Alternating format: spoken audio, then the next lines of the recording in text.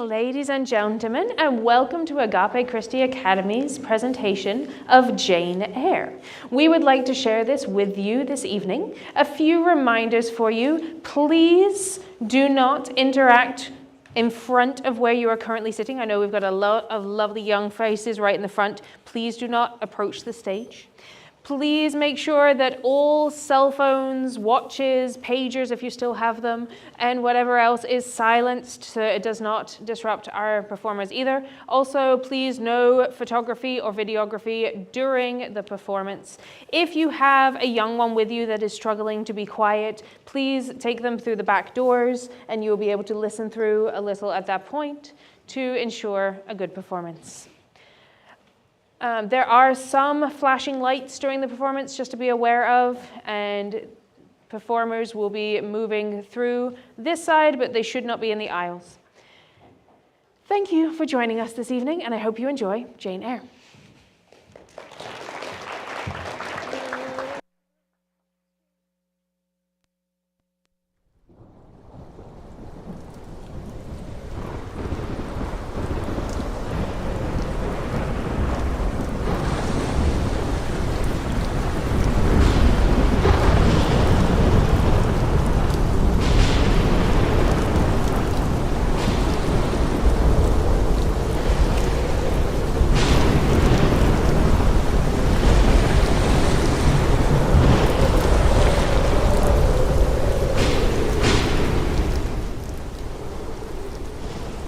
I will tell you what it is, but first I must premise that it is nothing wonderful. The portrait of a young girl merely. Her face is pale, her cheek sunken. But her eyes have a beauty, I think, of movement, of meaning, of radiance. Her gaze is fixed on the floor, gone down into her heart. She is looking at what she can remember, not at what is really present. Require a more attractive manner. I really must exclude you from privileges intended only for happy children. This child is a liar. I really must exclude you. This child is a liar. I really must. Henri! Let me go!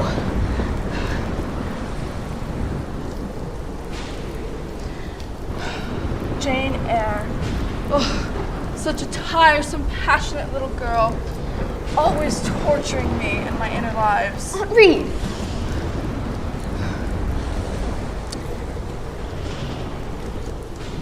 Look at yourself. I will lock you in the red room. Let me go! Let me go! Let me go! Look at yourself. This passion is repulsive. My Uncle Reed is in heaven and can see everything you do, and so can Mama and Papa. They know how you locked me in the red room and how you wish me dead. What? I will never call you aunt again as long as I live. And if anyone asks me about you, Mrs. Reed, I shall say the very thought of you makes me sick. Jane, it is my duty to correct your faults. You are too passionate. It is not proper. It is deceitful, Jane. I do not lie. I have never lied. This child is a liar. Mr. Brocklehurst, this is the child I desire to be received at Lowood School. Well, Jane Eyre, are you a good girl? Perhaps the less said on that subject, the better, Mr. Brocklehurst. An accomplished little actress, if truth be told, always making up stories. No sight so sad as that of a naughty child, especially a naughty little girl. Jane Eyre, do you know where the wicked go after death? They go to hell. And what is hell? A pit full of fire. And what must you do to avoid it? I must stay in good health and not die. And how are you to keep in good health? Children younger than you die daily. Have you come to say goodbye to me, Jane? I shall be glad if the teachers were requested to keep a strict eye on her, to guard against her worst fault, a tendency to deceit. She shall be watched, Mrs. Reed. She shall be watched.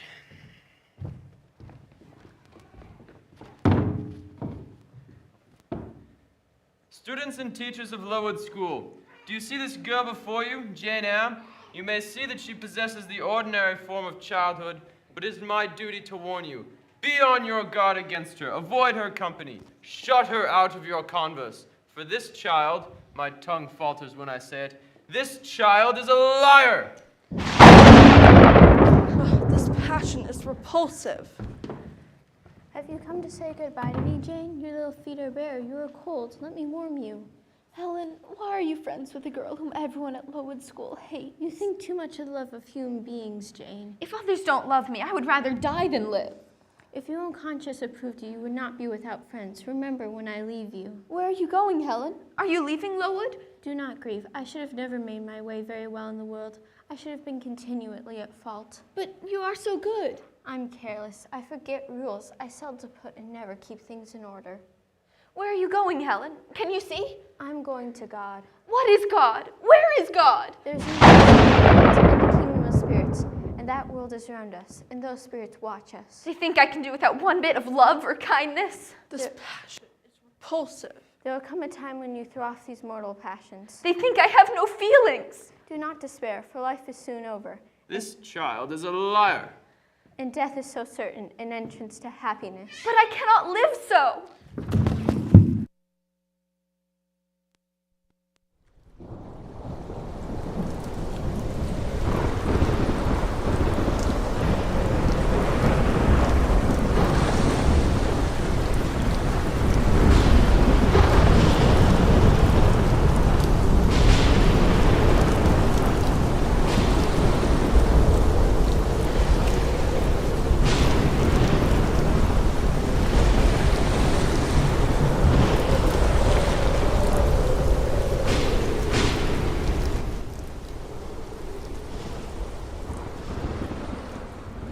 There, thank goodness. I've been looking for you all over the house. I was afraid some accident had befallen you. Why, my dear, you look pale. What have you been doing in this cold, out-of-the-way room? No one ever comes in here. Did you not know that? You should have come sit with me by the fire in the kitchen and... Oh, you've been drawing. Gracious, how pretty. But look at this dust, an inch thick, I dare say. Leah has not been attending to her duties. My dear, you must be chilled through. Come away from this cold room. The nursery's in an uproar, and Adele declares she will not go to bed until she has had a kiss from you good night. At least I think that's what she said. Un base, she wanted, from her governess or some such thing. Goodness knows what she's saying when she prattles away in that French fashion of hers. I will go at once. Gracious. I had no idea this room was so disordered. I don't know what Mr. Rochester would say. Mr. Rochester, is he expected? You did not say so earlier. No, my dear. Oh, no, no, no. But the truth of it is, he is always unexpected. So I do like to be ready for him at all times. Thornfield is a pretty place, but I fear it'll be getting out of order unless he takes it into his head to come and reside here permanently. Or at least visit rather oftener. Great houses and fine grounds require the presence of the proprietor. Yes. Not to say that Mr. Rochester isn't a better master than most, but you will meet him one day, Miss Eyre, and I'm sure you will agree with me. Some do call him peculiar, but that's of no consequence. It is true you cannot always tell if he is in jest or in earnest, but that's no matter. I shall leave you to go to Adele then. We should go to your pupil now, Miss Eyre. Come. Grace, did I not tell you before? Too much noise, Grace. Remember directions. Yes, ma'am. Is it Grace Poole who always laughs in that strange way? Yes, she and Leah are so noisy together. I'm sure you've often heard them. Well, pay it no heed. Least said, soonest mended, I always say. I shall leave you to go to Adele then, Miss Eyre. Miss Eyre? Sleep well. Sleep well. Sleep well. Sleep well. I do sleep well. October, November, December pass away. I do sleep well. Picture, if you will, a fine old manor home, a pretty child, a kindly housekeeper, the promise of a smooth career. But though I value Mrs. Fairfax's kindness and Adele's affection, oh, it is vain to say human beings ought to be satisfied with tranquility. They must have action. This passion is repulsive. Women are supposed to be calm, but women feel just as men feel. This restlessness is in my nature. It agitates me to pain sometimes. And so I walk. I leave Thornfield, and I walk. I walk.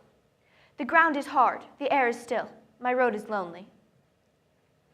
Jane Eyre, until you acquire a more attractive manner, I really must exclude you. I walk, opening my inward ear to a tale that never ends. A tale my imagination narrates continuously. This child is a liar. A tale I quicken with all the fire and feeling that I want and have not in my actual existence. What is that noise? I hear noise. What is that sound? I remember stories told to me in my youth of the Geitrish, a spirit that haunted solitary roads. What is that noise? It was very near, but not yet in sight. Who is there?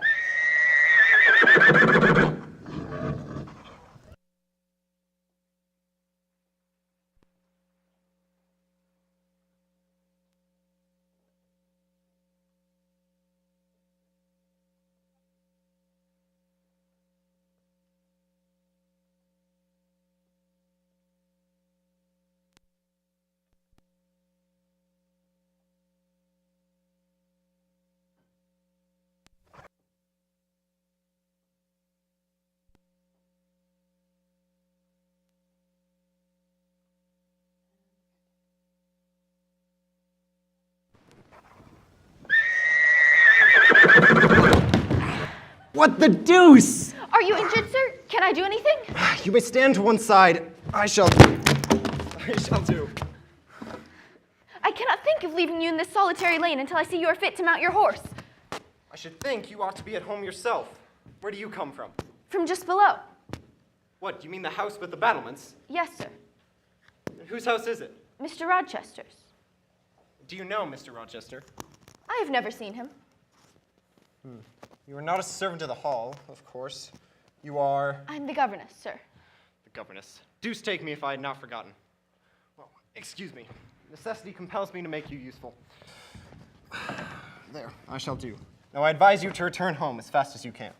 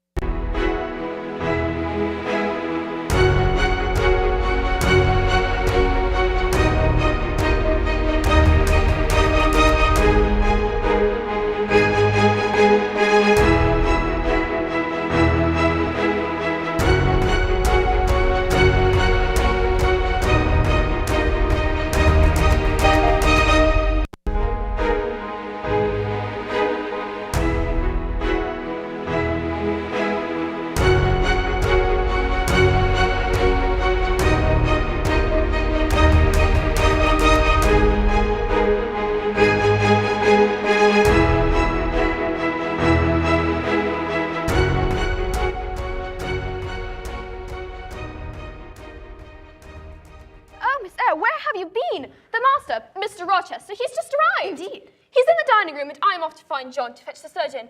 The most unlucky thing, Mr. Rochester's horse fell and his ankle is sprained. Oh, and he wishes to see you for tea tonight. In the hay lane? What? Did the horse fall in the hay lane? Yes, slipped on some ice. John!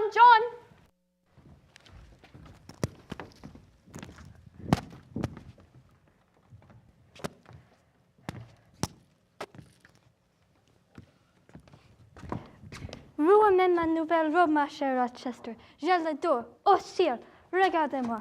Yes, you're very pretty, you genuine daughter of Paris. Now let your raptures be conducted in silence. Tiens-toi tranquille, papa. Comprends-tu?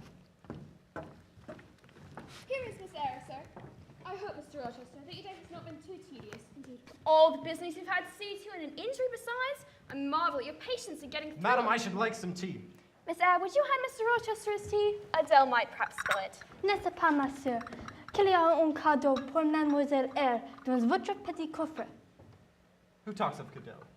Did you expect a present, Miss Eyre? Are you fond of presents? I have little experience with them. They're generally thought pleasant things. Generally thought, but what do you think? A present has many faces to it, has it not? And one must consider all before pronouncing an opinion as to its nature.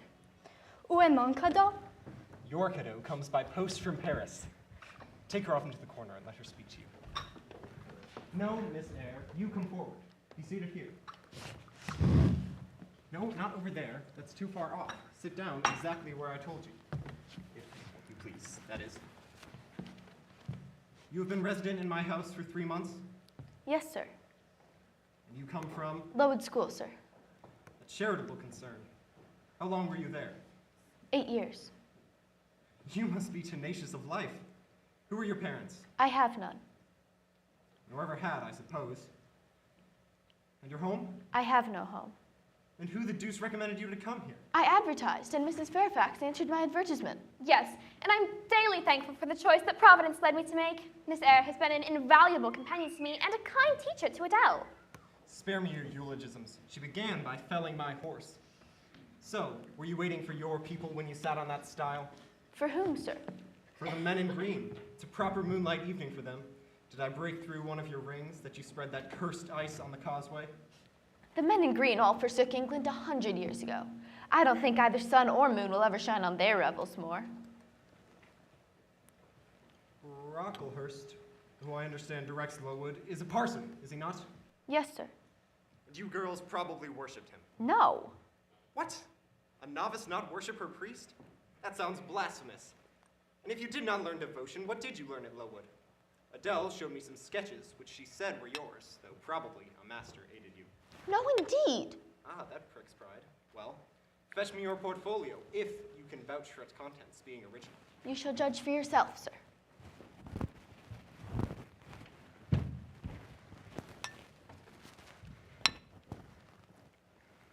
No crowding, please.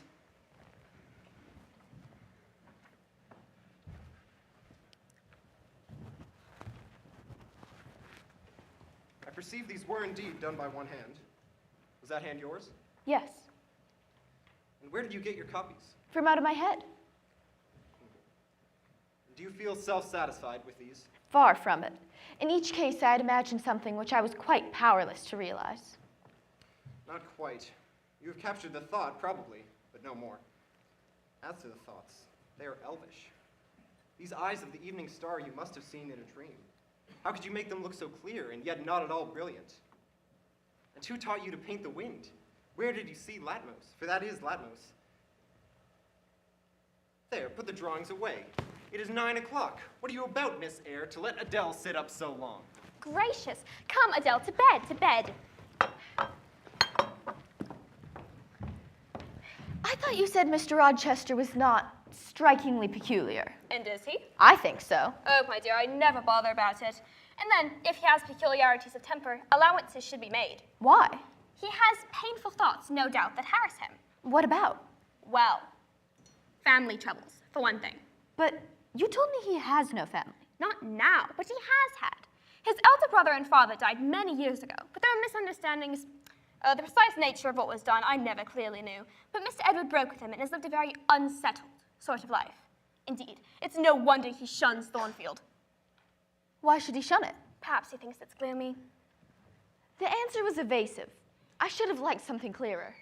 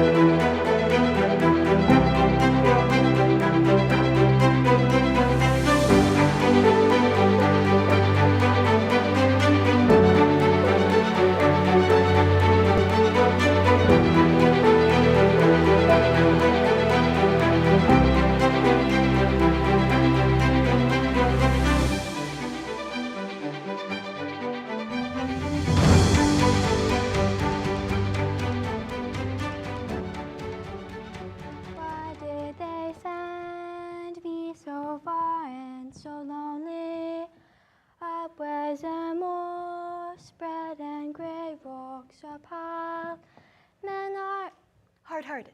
Adopted and kind angels only watch o'er the steps of the poor orphan child. Master Rochester, écoutez, écoutez ma chanson. Wait, keep a distance or go into the house. Excuse the interruption, sir. Adele. No, wait. Allô, chantez petit, s'il te plaît. Why did they send me so far and so lonely? Up where the moor spread and gray rocks are piled. Men are adopted and kind angels only watch o'er the steps of the poor orphan child. Tu es une vraie comédienne, ma belle. Just like your mother. Now go into the house. I'm sure Mrs. Fairfax has some cake for such an excellent actress. You taught her that? It is a lullaby from my youth. A rather grim dirge with which to entice Morpheus, I should say. You examine me, Miss Eyre. Do you think me handsome? No. By my word! You sit there never saying a word, but when one makes a remark to which you are obliged to reply, you rap out a round rejoinder. What do you mean by it? I was too plain. I should have replied that tastes mostly differ and that beauty is of little consequence, or something of that sort. You ought to have replied no such thing. Beauty of little consequence indeed. Go on. What faults do you find with me, pray? Does my forehead not please you? Am I a fool? Far from it, sir. You would perhaps think me rude if I required in return whether you are a philanthropist. There again, another stick of the penknife. Is it because I sent that little French floweret away so abruptly? Well, no, Miss Eyre. When I was as old as you, I was a feeling fellow enough. But fate has knocked me about since. Now I flatter myself I'm as hard and tough as an India rubber ball. Pervious, though, through a chinker's tooth still. Yes, does that leave hope for me? Hope of what, sir? You look puzzled, Miss Eyre. And although you are not pretty any more than I am handsome, a puzzled air becomes you. It would please me to know more of you. Speak. Of what? Whatever you like. You are silent, Miss Eyre, stubborn and annoyed. Ah, it is consistent. I put my request in absurd form. I beg your pardon. I desire you now to have the goodness to talk to me a little and divert my thoughts, which are galled with dwelling on one point, cankering as a rusty nail. How do I know what will interest you? Ask me questions, and I shall do my best to answer them. Very well. Here's one. Do you agree that I have the right to be a little masterful, on the grounds that I am older than you, with 10 years difference in age and a centuries in experience? I don't think you have the right to command me merely because you are older. Your claim to superiority depends on the use you have made of your time. Promptly spoken, but I won't allow that, seeing as it would never suit my case, as I have made an indifferent, not to say bad use of both advantages. Leaving superiority out of the question, will you agree to receive my orders occasionally without being too hurt by the tone of command? That smile is very well, but speak too. Sir, I was thinking that very few masters would care whether their servants were hurt by their orders. Servant. Oh, yes, I had forgotten the salary. While on that mercenary ground, will you agree to let me hector a little? No, sir.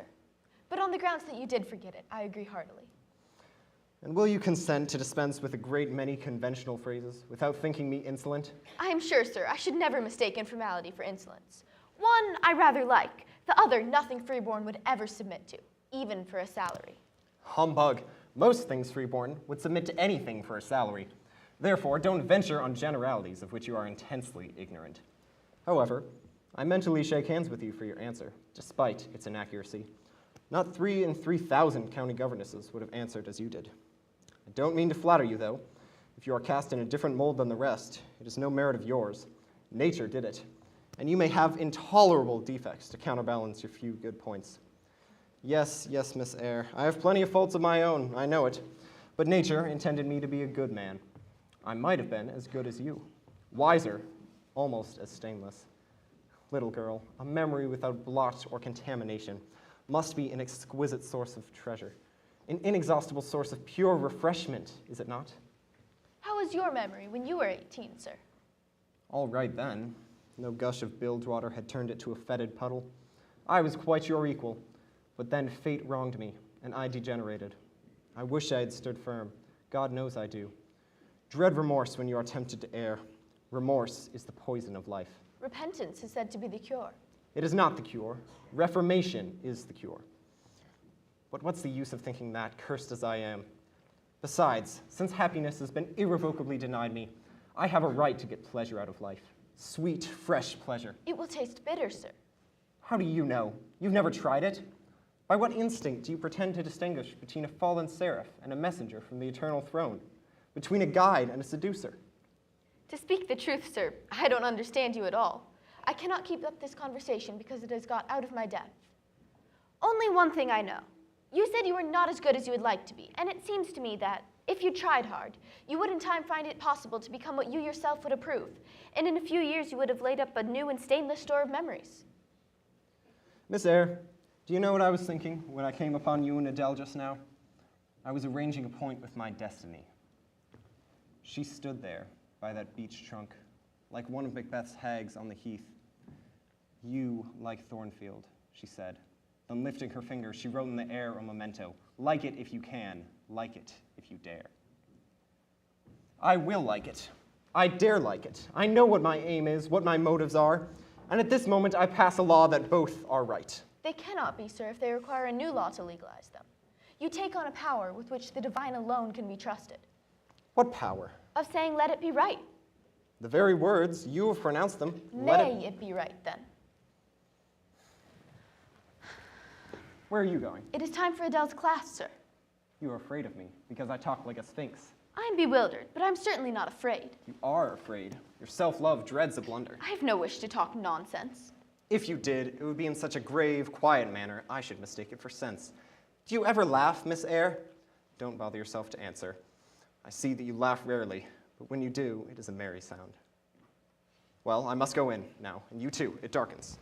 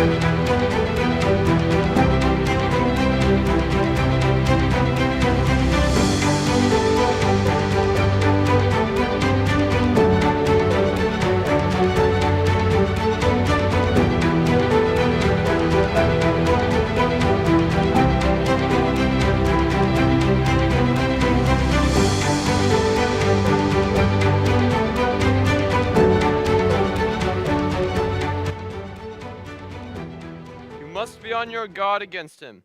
Avoid his company. Shut him out of your converse. Watch him. Weigh well his words. Scrutinize his actions. For this man is a liar. I am. You are. He is. She is. They is. Non ce n'est pas correct. Men are hard-hearted and kind angels only. Watch o'er the steps of the poor orphan child. I will burn it out. I will burn it out. I will burn it out. Like it if you can. Like it if you dare. There's an invisible world and a kingdom of spirits, and that world is around us. Who is there? Who is there? And those spirits watch us for Mr. Rochester, wake! Wake! Mr. Rochester, please wake! What the deuce? Are you trying to drown me? There's a fire! Get up! Do!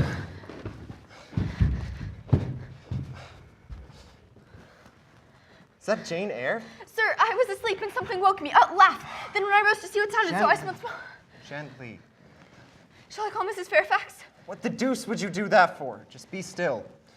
Did you see anything when you opened your chamber door? No, sir. But you heard an odd laugh? Yes, sir. There's a woman who sews here called Grace Poole. She laughs in that way. She is a singular person. Just so. Grace Poole. She is, as you say, singular. Very. Well, I shall reflect on the subject. Meantime, I am glad you are the only person acquainted with the precise details of tonight's incident.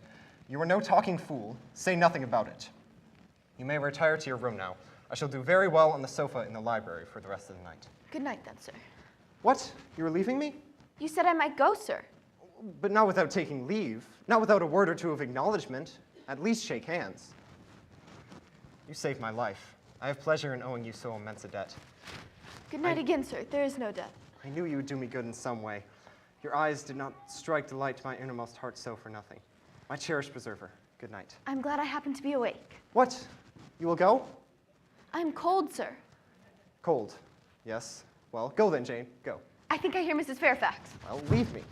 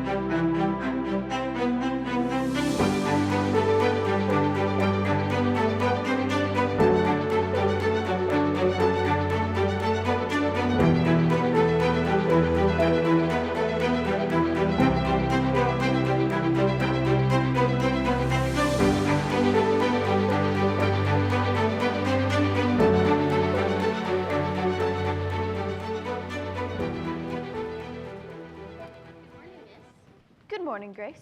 What is all that water? Master had been reading in his bed last night, and he fell asleep with the candle lit, and there was a fire. Indeed.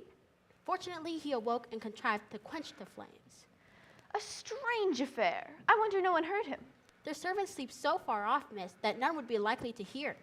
Yours and Mrs. Fairfax's room are closest to the master's, but Mrs. Fairfax said she heard nothing. When people get elderly, they often sleep heavy. But you are young, miss, and I should say, a light sleeper. Perhaps you heard a noise? I did. I'm certain I heard a laugh, and a strange one. It is hardly likely, I should think, miss, that master would laugh when he's in such danger. I was not dreaming. Did you tell the master you heard a laugh? I have not had the opportunity of speaking with him this morning. Did you not think of looking out into the gallery to see if anyone was there? On the contrary, I bolted the door. A wise decision. I always think it's best to err on the safe side, and the door is soon fastened. Grace, you're wanted downstairs. Yes, ma'am. Well, Miss Eyre, it's a mercy Mr. Rochester was not burnt alive in his bed last night. That's all I have to say about it. Here, I brought you your gown. Leah has just finished pressing it. Why, my dear, you look flustered. Are you not well today? Quite well. Never felt better. Here, let me help you. The weather is beautiful this morning, and I believe it will be a favorable day for Mr. Rochester's journey. What? Oh, he left quite early this morning, the moment he breakfasted. He's gone to the Lees, Mrs. Eshton's place.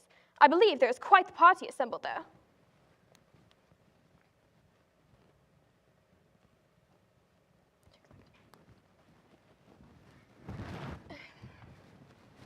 Do you expect him back tonight?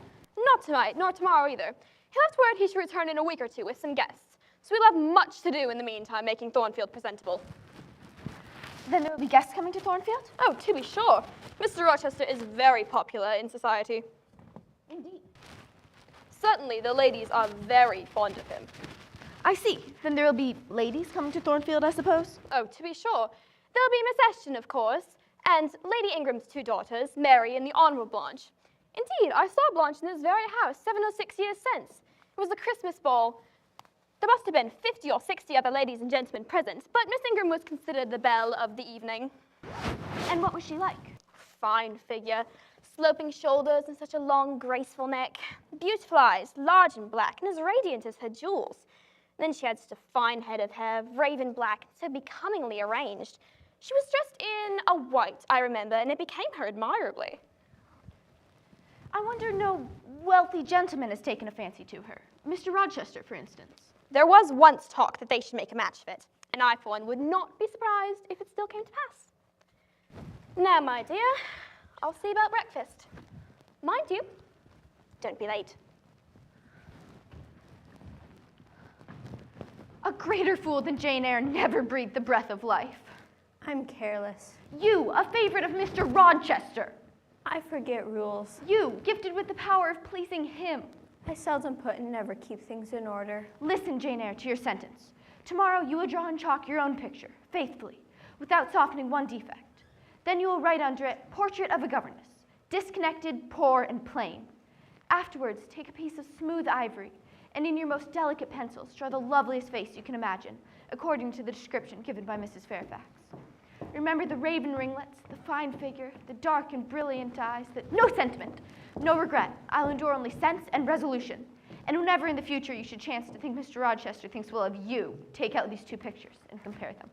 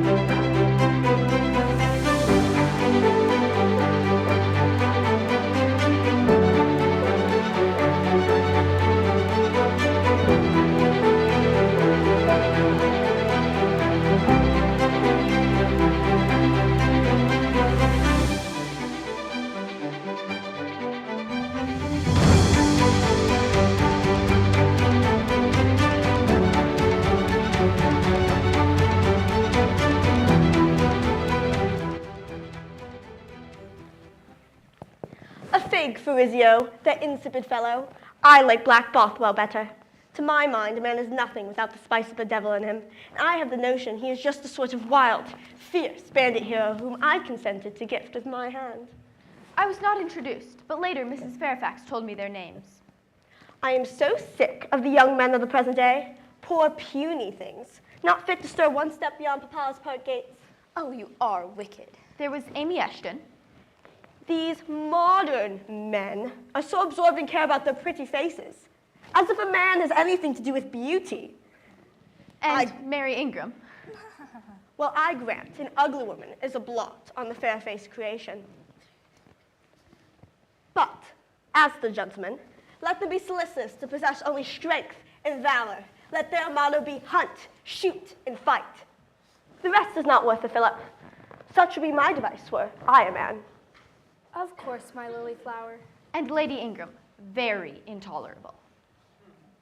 And when I marry, I am resolved that my husband shall not be a rival, but a foil to me. I shall suffer no competitor near to the throne. I shall exact an undivided homage, and his devotion shall not be shared between me and the shape he sees in the mirror. And finally, the Honorable Blanche Ingram. But what of Mr. Rochester? And now I move to the introduction of a new topic. Mr. Rochester, do you second my motion? Madam, I support you on this point as on every other. Then the onus be on me of bringing it forward. Signor Eduardo, will you play for me tonight? Donna Bianca, if you command it, I will. Then, Signor, I lay on you my sovereign behest to limber up your fingers, for they will be wanted for my royal service. I am all obedience. Take care. If you do not please, I shall shame you by showing you how such things should be done. That is offering a premium on incapacity. I shall now endeavor to fail. Ah, but if you err willfully, I shall devise a proportionate punishment. Miss Ingram ought to be clement, for she has it in her power to inflict a chastisement beyond mortal endurance. Explain. Your own fine sense must inform you that one of your frowns would be a sufficient substitute for capital punishment. Your words please your sovereign, my lord. Bonjour, madame. Oh, what a love of a child. It is Mr. Rochester's ward, I suppose. The little French girl you were speaking of? Yes, ici, ma chérie. She is quite the little puppet. I thought you were not fond of children, Mr. Rochester. Nor am I. Then what induced you to take charge of such a little doll as that? I did not pick her up. She was left on my hands. You should have sent her to school. I could not afford it. Why, I suppose you have a governess for her then. I saw a person with her just now. Is she gone? Oh, no, there she is, behind the window curtain. You must pay her, of course. I should think it quite expensive. I've not considered the subject. No, you men never do consider economy and common sense. You should hear Mamma on the chapter of governesses. I had, I should think, at least a dozen in my day. Half detestable and the rest ridiculous. Were they not, Mamma? Indeed, my lily flower. My governesses? Do not mention the word. I have suffered a martyrdom from their incompetency and caprice.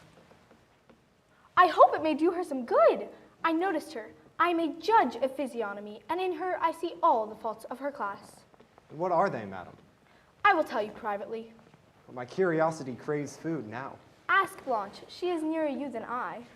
Oh, don't refer him to me, Mamma. I only have one word to say about the whole tribe. They are a nuisance. Not that I ever suffered much from them. Oh, the tricks we used to play on our Miss Willistons and Miss Grays and Madame Joberts. Oh, do you remember Mary? Oh, Madame Jobert was the best. Oh, you villainous child. She would wail as we tossed our schoolbooks round the room. We used to quiz our governess too, but she was such a good creature. She would bear anything. I suppose now we shall abstract the memoirs of our governesses extant. But in order to avert such an invitation, I move we adjourn to the drawing room for a game of billiards. Mr. Rochester? Madam, your pleasure is mine. How do you do?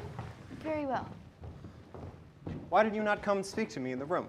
I did not wish to disturb you, as you seemed engaged. What have you been doing during my absence? Nothing particular. Teaching Adele as usual.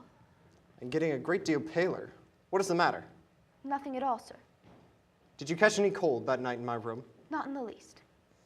Come to the drawing room. You are deserting too early. I am tired, sir. And a little depressed. What about? Tell me.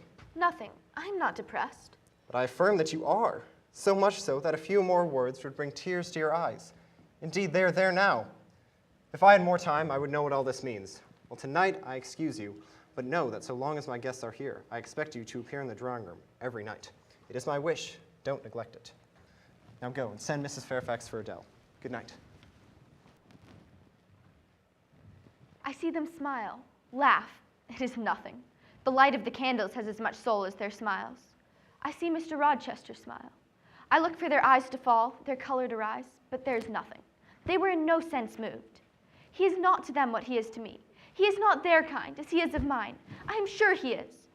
I know I must smother hope. I know I must conceal my sentiments. I must remember that he cannot care much for me. But while I live and breathe, I must love him.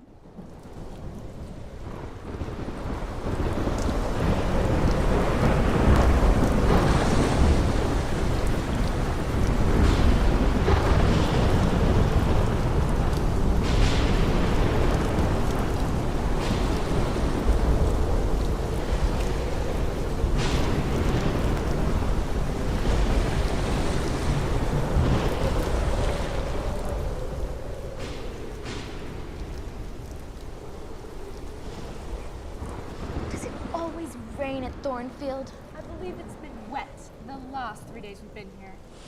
This weather is insupportable. I wanted to go see that gypsy camp. It's a great shame Mr. Rochester is gone today, or he might have taken us in spite of the dirt. There is always tomorrow. Tomorrow may do for some, but not for me. Perhaps Mr. Mason can escort us. Mr. Mason? I should think not. Very odd of him coming and planting himself here while Mr. Rochester being away. But he's so amiable and a very old friend of Mr. Rochester's. So he says. A beautiful man, don't you think? Nice nose, pretty little mouth. That is my idea of charming. And he is so well-bred and interesting. I've never met anyone from Jamaica. Do you think he owns many plantations? I believe I'm developing a McGrim. Mr. Mason, we were just speaking of you. Forgive me, Miss Ashton. A most extraordinary circumstance. I just met Lady Ingram on the stair and we were stopped by the housekeeper. You girls are not to leave this room. Apparently there's an old woman in the gentry who's being quite troublesome. An old woman? What does she want? Well, to tell everyone their fortunes, and she's quite set on it. Did you see her, Mr. Mason? What does she look like? Well, that I couldn't say. She won't see any of the gentlemen, only the ladies, the young and single ones. Why? She's a real sorceress. Let's have her in. My darling, I cannot possibly countenance such an inconsistent proceeding. Indeed, Mama, you can and you will. I have a curiosity to have my fortune told. Well, in that case, I believe you'll have to go to the library. That's where she's been moved. She made it clear her mission wasn't to appear before the vulgar herd, so you'll have to see her one by one. You see now, my angel girl. Be advised, she encroaches. It is not my mission to hear her among the vulgar herd either. And my angel, my dove! Pause, reflect! I shall stand by the door. I believe, Mr. Mason, you mentioned your plantation. Home, rather, is in Spanish Town. That is correct, Miss Ashton. And how did you come to know Mr. Rochester? Well, that is, do you not know, Mr. Rochester used to live in Jamaica, but he left, the rainy season, the hurricanes and all that. My lily flower! What did she say? Is she a real fortune teller? I have seen the gypsy vagabond. She told me what such people usually tell. I think the magistrate ought to come to put the old hag back in stocks. I still want to go. And I as well. Mr. Mason, you must stand by the door, and if you should hear a scream, you must promise to come to her rescue. Really, Mama, Amy Ashton is becoming quite impossible. And Mary little better. What will people think, you allowing them to see such a creature? My dearest! Well, I say, Yes? it's very odd. The old woman, the fortune teller, said that there's one more unmarried lady in the house she has yet to see, and she won't leave till she's seen them all. So I'm afraid it must be you. Indeed. So will you see her, or must I send her away? I will see her. By all means.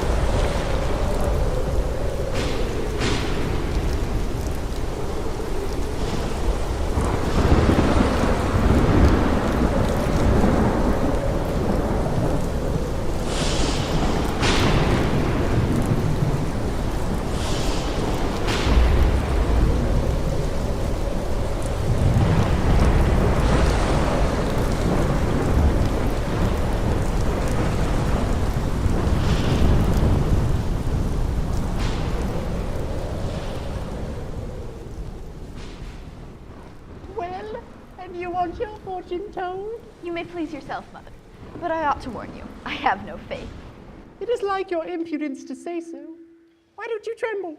I'm not cold. Why don't you turn pale? I'm not sick. Why don't you consult my art? I'm not silly. You are cold, you are sick, you are silly. Prove it. You are cold because you're alone. You are sick because the best of feelings, the highest and sweetest given to man, keep far away from you. You are silly because, suffer as you may, you will not stir one step to meet it where it waits for you. You might say that to almost anyone. I wonder what you think of as you sit amongst those fine people. Is there a figure whose movements you follow with curiosity? I like to observe all the figures. But you never single one from the rest. The master of the house, for instance. Of late, many smiles have been shed upon Mr. Rochester. Mr. Rochester has a right to enjoy the society of his guests. Yes, he has sat by the hour listening to a certain pair of fascinating lips and looked so grateful for the pastime given him, don't you think? I do not remember detecting gratitude in his face. You have analyzed it then? And what did you see? You have seen love, have you not? Not exactly. What the deuce have you seen, then? Is it known Mr. Rochester is to be married? Yes, and to the beautiful Miss Ingram. Although just now I told her something regarding her beloved's fortune, which made her look wondrous grave. I did not come to hear Mr. Rochester's fortune told, but my own. True. Kneel here before me. Let me see your face. Yes, the eye shines like dew. It looks soft and full of feeling. It turns from me now, but its pride and reserve only confirm me in my opinion. The eye is favorable. As to the mouth, it delights in laughter. That feature, too, is propitious. In fact, the only enemy I see to a fortunate issue is in the brow. It says I can live alone if self-respect requires me to do so. I need not sell my soul to buy bliss. Well said, forehead. Your declaration shall be respected.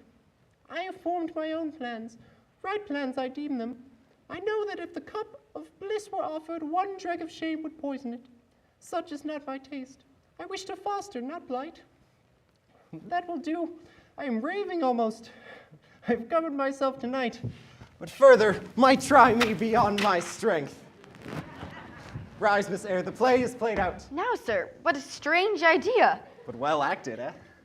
You've been talking nonsense to make me talk nonsense back. It is scarcely fair.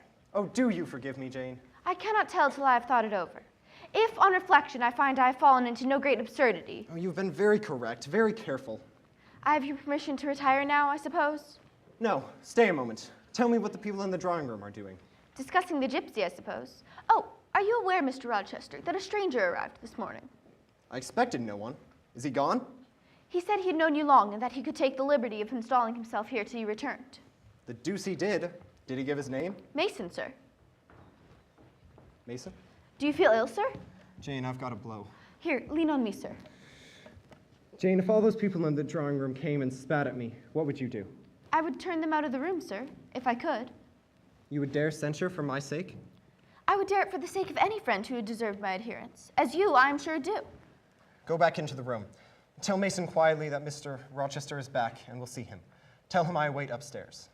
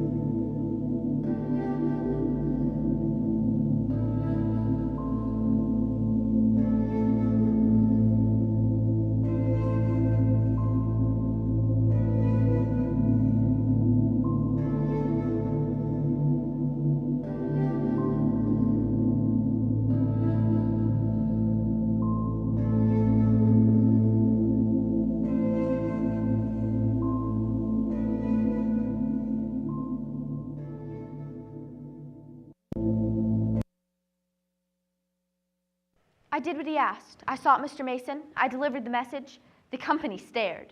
At a late hour, I heard the visitors go to their chambers. This way, Mason. This is your room. His tone set my heart at ease.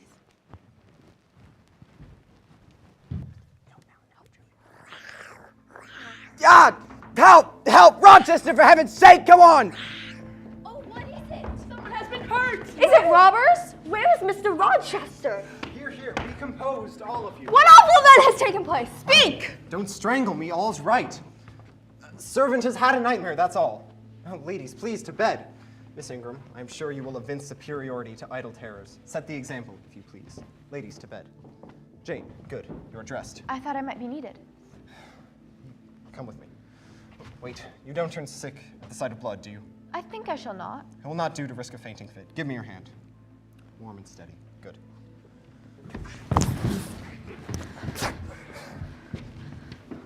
Here, hold this. Is there danger?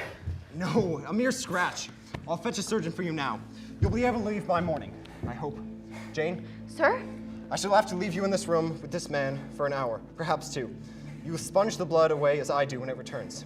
You will not speak to him on any pretext. And Edward, Richard, it will be at the peril of your life if you speak to her. Edward.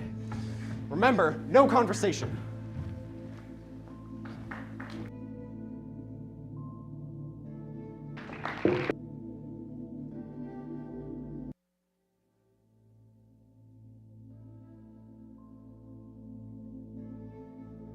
I dip my hand again and again into the basin of blood and water. You come to say goodbye to me, Jane? Your little feet are bare. You are cold. I watch the candle wane. Let me warm you. I fear this man is dying, yet I must not speak to him. I buried a child of 5 years old only a day ago. A good little child, too, whose soul is now in heaven. It is to be feared the same cannot be said of you were you called thence. I must keep my post. Keep my post. I must keep my post. I must keep my post. I must keep my post. I will drain your heart. There's an invisible world and a kingdom of spirits. That world is around us, and those spirits watch us for their commission to guard us and recognize our innocence. I will suck your blood. I will drain your heart dry. You will stay in the red room. The red room. Oh, when will he come? When will he come? This way, Carter. I give you but half an hour for dressing the wound and getting him downstairs. Now, my fellow, how are you? She's done me, and I fear. Not a whit. Carter, assure him there's no danger. I can do that conscientiously. But what is this? The skin on your shoulder is cut as well as torn. There have been teeth Well, here. she bit me, and she worried me like a tigress when Rochester got the knife from her. You should have grappled with her at once. She looked so quiet at first. I thought I might do some good. You thought. She said she'd suck my blood and drain my heart. Never mind your gibberish, Richard. You'll forget it once you're back in Spanish Town. Well, I wish I could forget it.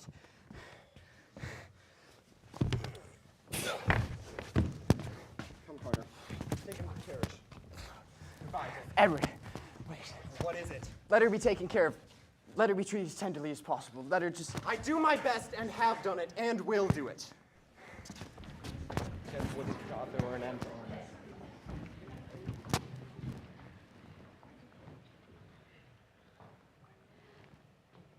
Presentiments are strange things.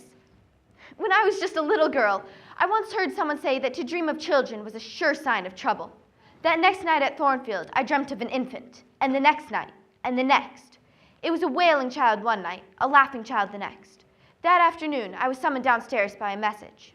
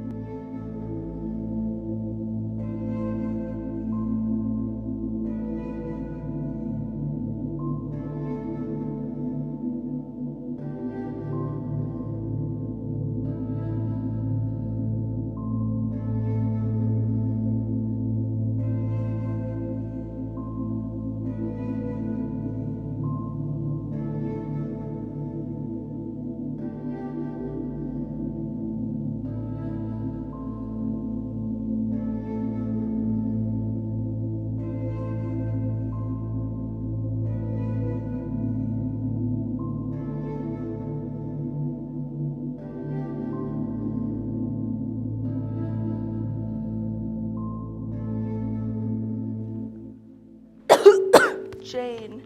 It was from Gateshead. It was from Mrs. Reed. Bring me Jane Eyre. The letter was full of troubles, hinted at a fortune lost in gambling. Her son, John Reed, was dead. Perhaps it was suicide. Bring me Jane Eyre. And she wished to see me, would not rest until she saw me. Bring me Jane Eyre.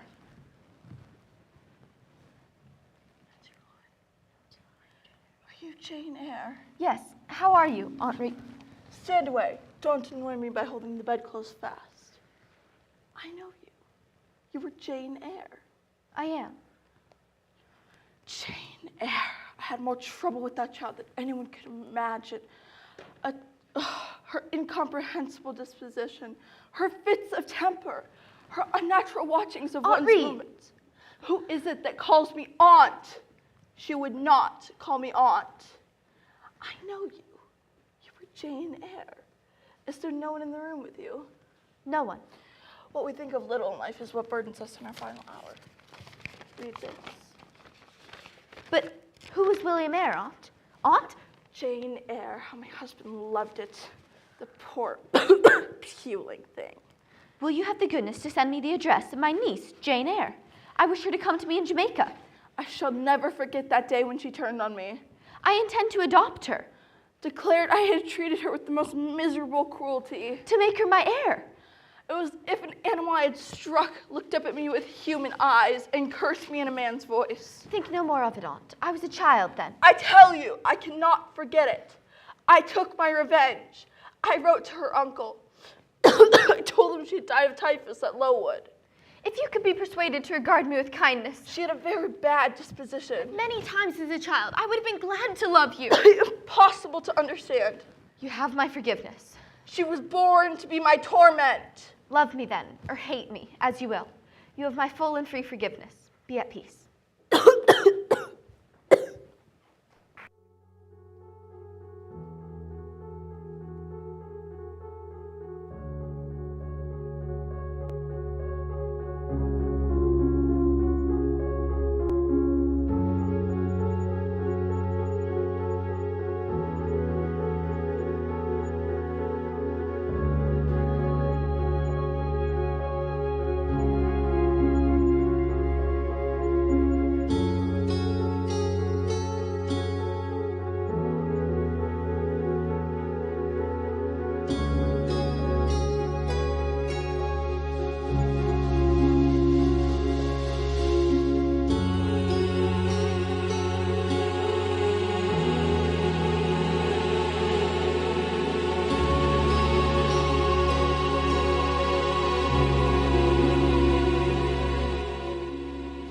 Jane Eyre?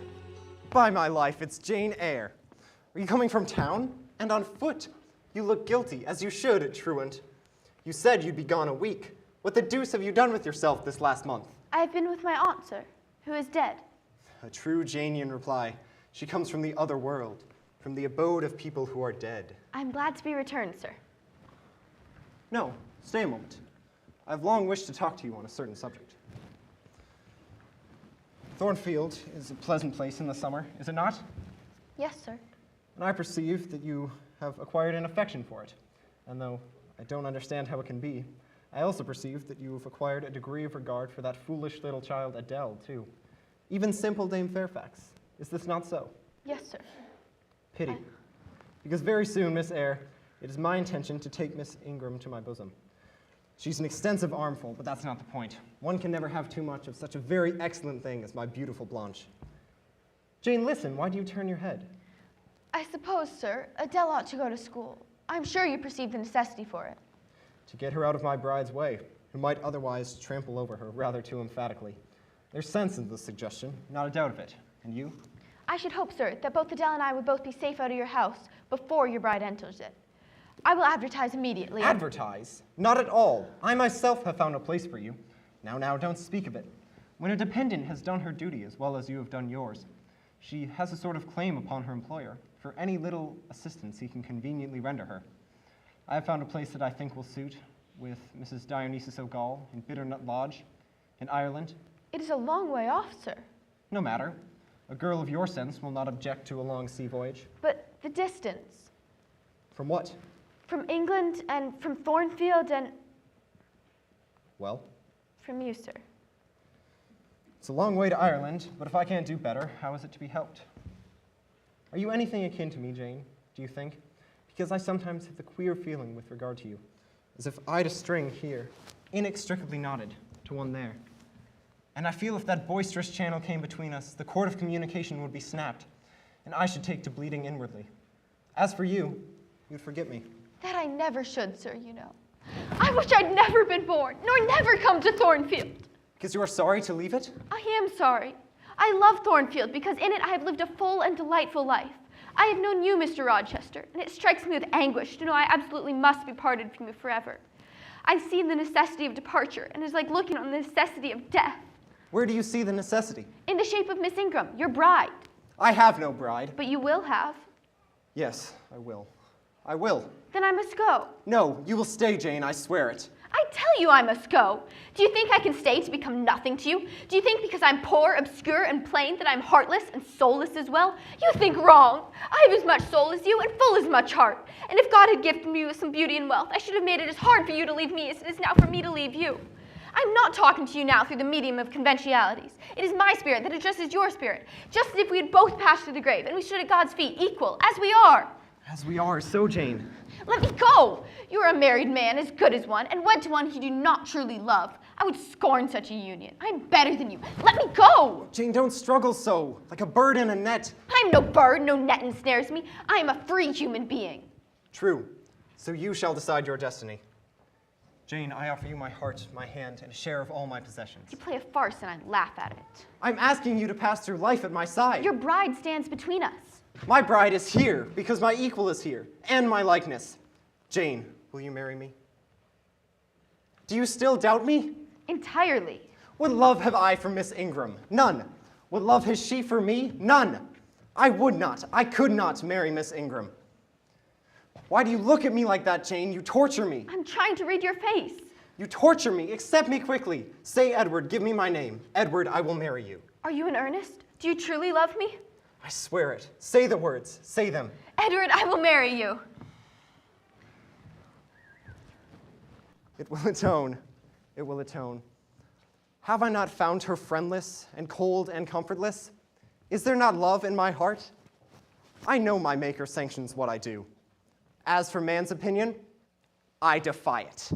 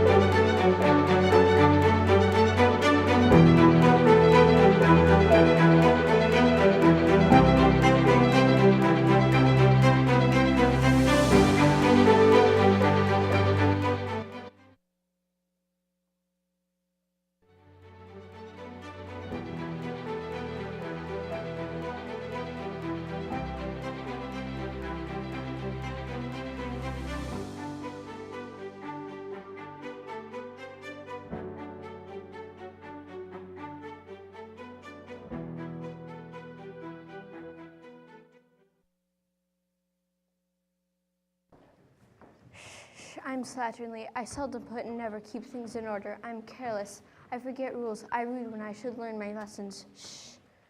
I have drawn a picture. It came to me in a dream. Thornfield Hall was in ruins. I was carrying a child. It was strangling me, but I could not put it down for anything. Mr. Rochester had ridden away, but there was someone else there. A woman dressed in white, like a shroud. She wears my wedding veil.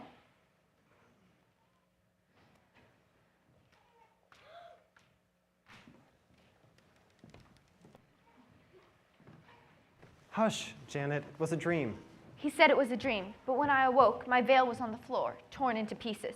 Jane, is Thornfield Hall a ruin? Am I leaving you without a word? It was a dream. Am I dreaming, Miss Eyre, or did Mr. Rochester truly say he wishes to marry you? I'm so astonished I hardly know what to say. I told her simply to wish me happy. Jane, this morning I wrote to my banker in London to send me certain jewels. I told him not to speak as if I were a beauty. You are a beauty in my eyes. There's an old saying, all is not gold that glitters. I will attire you in satin and lace. I want no satin or jewels. I won't be kept by him. Isn't she original? I shall continue to act as Adele's governess. I want nothing from him but... But what? His regard, and I will give him mine in return. Impudence. Miss Eyre, I fear there is something to be found here that neither you nor I expect.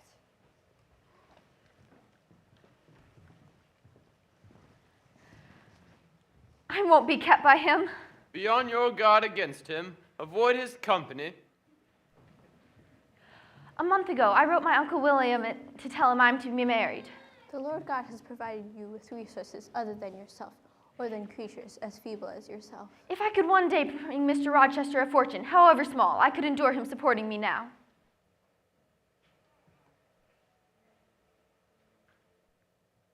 Today, I look in the mirror and see a figure so unlike myself that it seems almost the image of a stranger.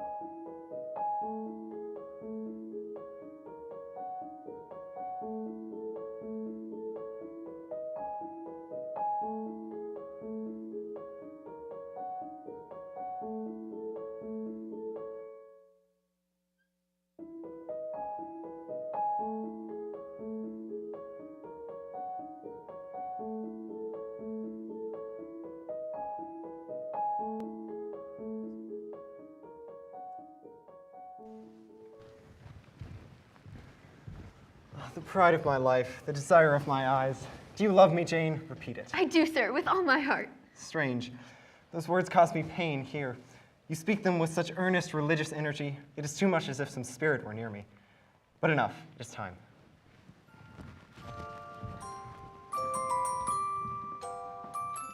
I require and charge ye both, as ye will answer at the dreadful day of judgment, that if either of ye be aware of any impediment why ye may not lawfully be wed, ye do confess it now. Do you take this woman to be thy lawfully wedded wife? This wedding cannot go on. I declare the existence of an impediment. Proceed. I cannot, sir, until... Proceed. This wedding cannot go on. Proceed. What is the nature of the impediment? Perhaps it can be got over in some way. Perhaps Mr. Rochester is a wife now living. Prove it. I have this. A license that states that on the 20th of October, 1830, when Edward Fairfax Rochester married Bertha Antoinette Mason in Spanish Town, Jamaica. This simply proves that he once had a wife, not that she is still living. She was 3 months ago. I saw her in this house. I'm her brother. Enough. All shall bolt out at once like a bullet from a barrel. Wood, close your book, shut up the church. There will be no wedding today. No, let us go up into the house instead and visit Mrs. Poole's patient, my wife.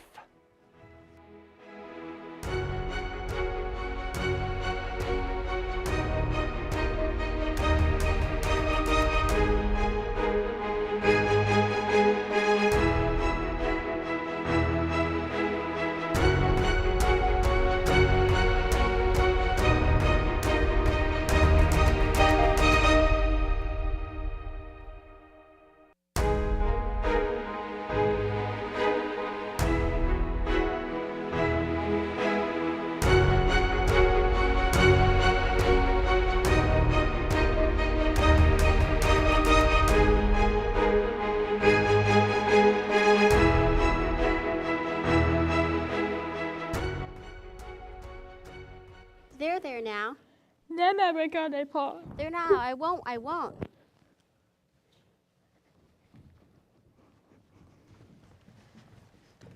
Don't look at me, you creature, you don't! You know this place, Mason? She bit and stabbed you here. Good morning, Mrs. Poole, and how's your charge today? We're tolerable, sir, I thank you. Rather snappish, but not rageous. Sir, she sees you. You better not stay. She has no knife today, I suppose. One never knows. She's very cunning, sir. This is my wife, sister to that resolute personage there. Cheer up, Dick. I'd sooner strike a woman than you. Comes from a mad family. Her mother was insane and a drunkard, and my wife, like the dutiful child she is, copied her parents in both points. Such is the sole conjugal embrace I am ever to know. Such are the endearments which are to solace me, and this is what I wish to have. Compare, gentlemen, that face with this mask, that form with this bulk, then judge me if you will. But remember, so shall you be judged. This girl knew no more than you would of this disgusting secret. She thought all was fair and legal. Off with you now. I must shut up my prize. Your uncle will be glad to hear you had no part in this, Miss Eyre. That is, if he's still living when I return to Jamaica. My uncle? William Eyre, do you not remember? My letter, yes. I was with William when he received it. Your uncle is very ill, Miss Eyre, and so he sent me in his stead. I would desire you to return with me to Jamaica, where I'm not half certain he'd be dead when we returned. But given that, I believe it's best for you to remain in England. Goodbye, Miss Eyre. You will hear from me soon.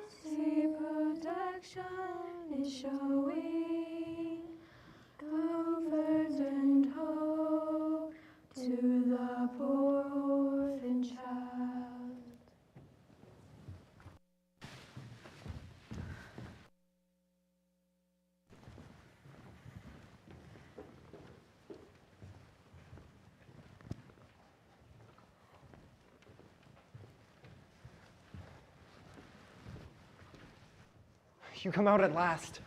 Well, I have been waiting for you long and listening, yet not one movement have I heard. 5 minutes more of that death-like hush, and I should have forced the lock. So you shun me, You shut yourself up and grieve alone. You are passionate. I expected a scene of some kind. I was ready for the hot rain of tears. Not a word of reproach, nothing bitter, Jane. Oh, will you ever forgive me? You know I'm a scoundrel, Jane. Yes, sir. Then tell me so roundly. Don't spare me. Oh, I know you. You are thinking how to act. Talking, you consider, is of no use. I do not wish to act against you. Not in your sense of the word, but in mine you are scheming to destroy me. You intend to live under this roof only as Adele's governess, and if ever I say a friendly word to you, you will say that man nearly made me his mistress. I must be ice and rock to him, and ice and rock you will become. Adele must have a new governess, sir. Oh, Adele will go to school. That is all settled. Jane, you will not stay here, nor will I. All is prepared for prompt departure. Tomorrow you shall go. I have a place, a secure sanctuary. Jane, will you hear reason? Because if you don't, I'll try violence. Sit down. I'll talk to you as long as you like. Oh, hush now. I cannot endure it. It is because I love you too well. You don't love me then? It was only my rank you valued. I do love you, more than ever. But this is the last time I must express it.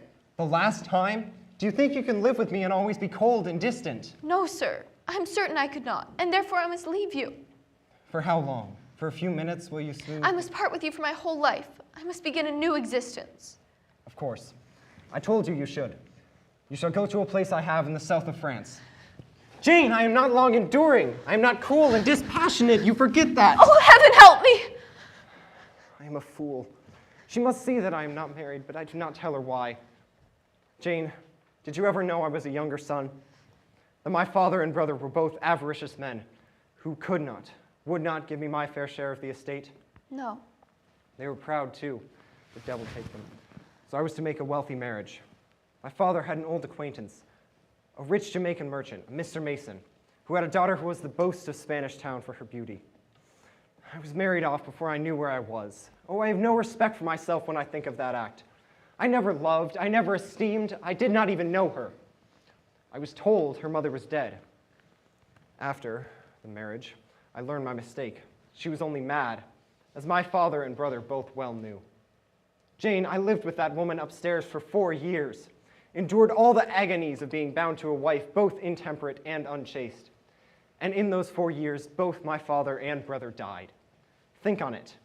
I was rich enough now, but poor, so poor, because the doctors had discovered that my wife was mad, and I therefore could not rid myself of her by any legal proceedings. You don't like my narrative? I pity you. I do pity you. One night, I was awakened by her yells. She had, of course, been shut up. It was a fiery West Indian night. The air was like sulfur. This life, I thought, is hell. So I took a revolver up in my hand. Then suddenly, the weather broke. The air grew pure, and I fixed a resolution. I would take the mad woman with me to England. I would place her in safety and comfort and leave her. I would travel the world and form what tie I wished. But you could not marry, sir. I had determined that I could and I should. Jane, it was not my original intention to deceive. I meant to tell my tale plainly, but now you see how the case stands, don't you? After a life of unutterable misery, I have for the first time found what I can truly love. I have found you. You are my sympathy, my better self. Just give me your word. Say, Mr. Rochester, I will be yours. Mr. Rochester, I will not be yours. Do you mean to go one way in the world and to let me go another? I do. Oh, Jane, this is wicked. It would not be wicked to love me. It would be to obey you. But you would hurt no one. You have neither relatives nor friends to offend. The more solitary, the more friendless I am, the more I will respect myself. I will hold to principles received by me when I was sane and not mad as I am now. Laws and principles are not for times when there is no temptation. They are for now. And if at my individual convenience I might break them, what would be their worth? They have a worth. So I have always believed, and if I cannot believe it now, it is because I'm insane, quite insane. They are all I have at this hour to stand by. Never was anything at once so frail and so indomitable. I could break her in two, but what good would that do me? Whatever I do with the cage, I cannot get at the spirit. Oh, Jane, come with me. I'm going, sir. You will leave? My deep love, my frantic prayer are nothing to you? I'm going. Well then, Jane, go. I consent. Go back to your room and think over all I have said. And Jane, cast a glance on my sufferings. Think of me. God bless you, my dear master. God keep you from harm and wrong and reward you well for your past kindness to me.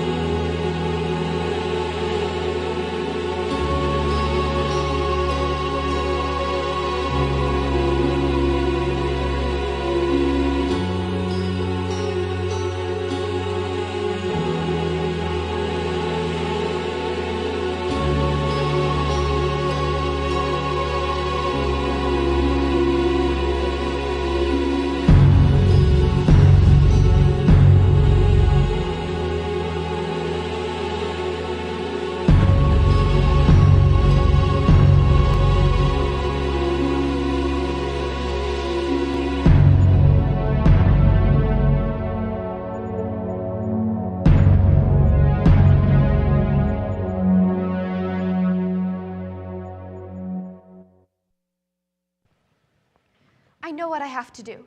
I seek the key of the side door in the kitchen. I oil the key in the lock. I get some water, some bread, for perhaps I shall have to walk far. All this I do without one sound. A mile off lies a road I have never traveled. Thither I bend my steps. He will send for me in the morning. I will be gone. He will have me sought for. It will be in vain. May you never feel what I feel. May you never appeal to heaven in prayer so hopeless. May you never be the instrument of evil to what you wholly love.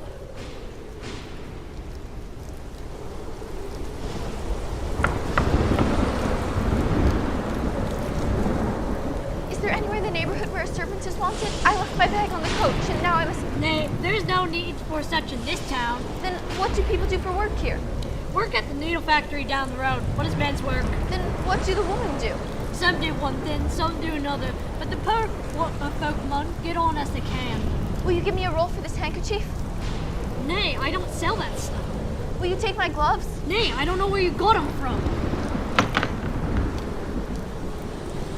Oh, please, please, God, help me. You're cold. Let me warm you.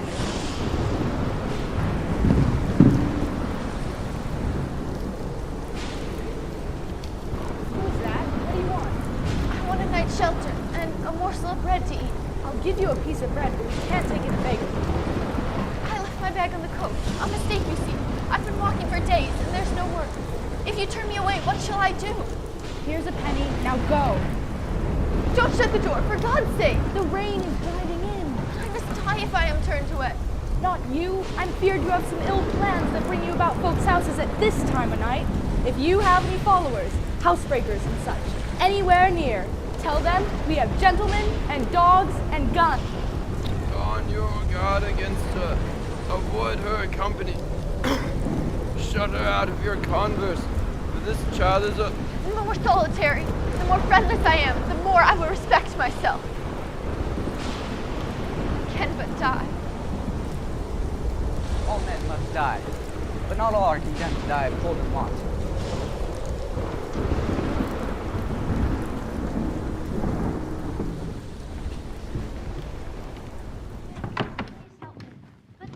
Hurry, hurry. Bring her in, St. John. She looks so pale. Death. She's famished, I think. Hannah, get some bread and some milk, if you please. All this fuss about a poor beggar woman, and I don't know what all. It is very well you took her in, St. John. Yes, she certainly would have been found dead at the door in the morning. She's gone through strange hardships, no doubt. She's not an uneducated person, I think. Her clothes are muddy, but very fine. Look, she's waking. Can you speak? Here, try to drink. Not too much at first. Perhaps she can speak now. Ask her name. My name is Jane Elliott. And where do you live? Where are your friends? Can we send for anyone you know? What has happened to you, my dear? I can tell you nothing. But what then do you expect us to do for you? Nothing. Do you mean that we have now given you what age you require, that we may dismiss you back into the night? Do with me and for me as you like, but excuse me from talking. My breath is short. Enough. Hannah, let her lay here at present. In 10 minutes more, give her the rest of the milk and the bread. To speak the truth, St. John, my heart rather warms to her. I wish we may be able to benefit her permanently. That is hardly likely. You'll find she is some young woman who has had a misunderstanding amongst her friends. She looks sensible, but not at all handsome. She is so ill, St. John, and as for her face, I rather like it.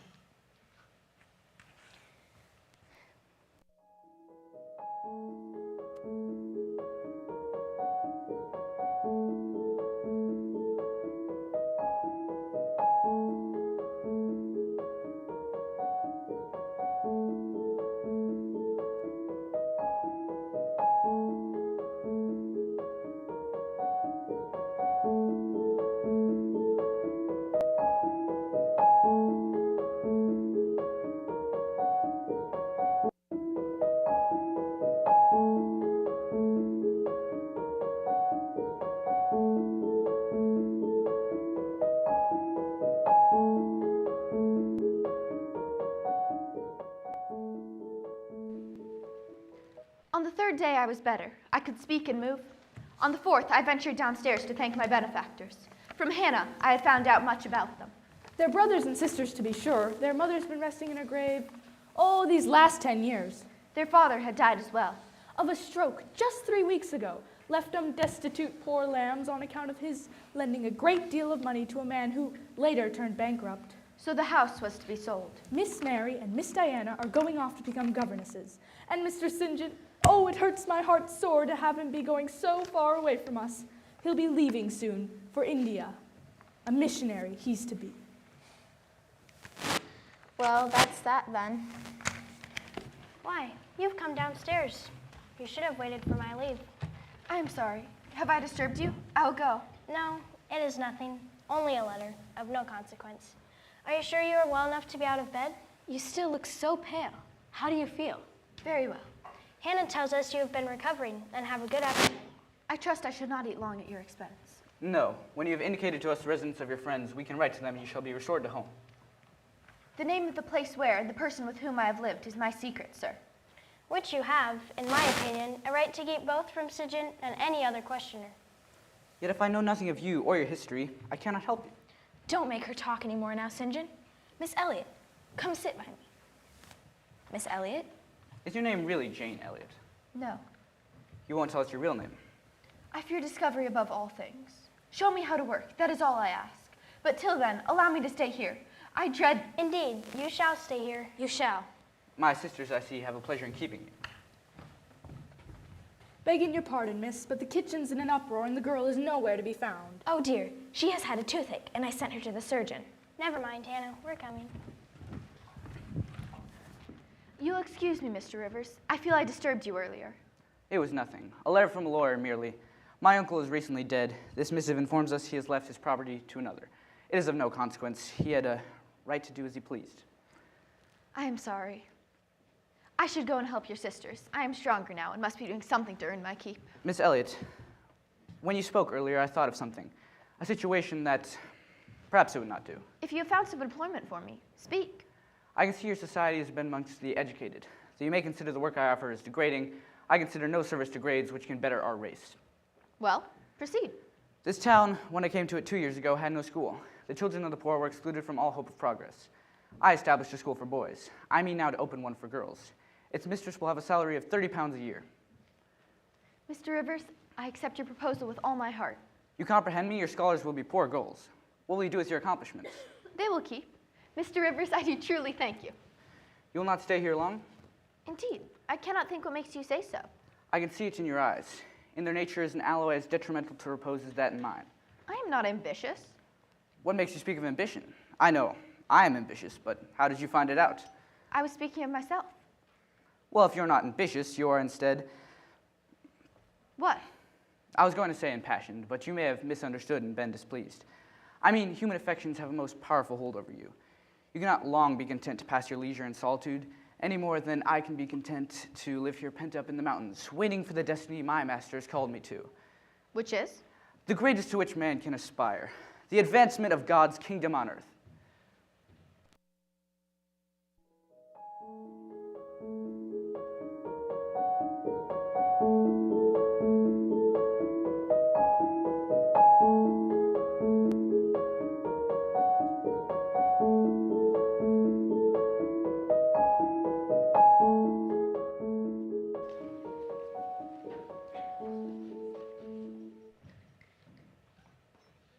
Diana teaches me German. I like to learn from her. Mary is gentle and good. As to Mr. St. John, I hear him preach. The heart is thrilled, the mind astonished, yet throughout there's a strange bitterness. And when he is done, instead of feeling enlightened by his discourse, I experience an inexpressible sadness. St. John Rivers has not yet found the peace of God which passeth all understanding. He has found it no more than have I with my concealed and racking regrets. You think too much of the love of human beings, Jane. I rush into strange dreams at night. I still again and again meet Mr. Rochester. You are too impulsive, too vehement. He did love me. No one will ever love me so again. I will never again know the sweet homage given to beauty, youth, and grace, for to no one else will I ever seem to possess such charms. But where am I wandering? Is it better to be a slave in a fool's paradise, fevered with delusive bliss one moment, suffocating in bitter shame the next, or to be a village schoolmistress, free and honest? I was right. God directed me to the right choice.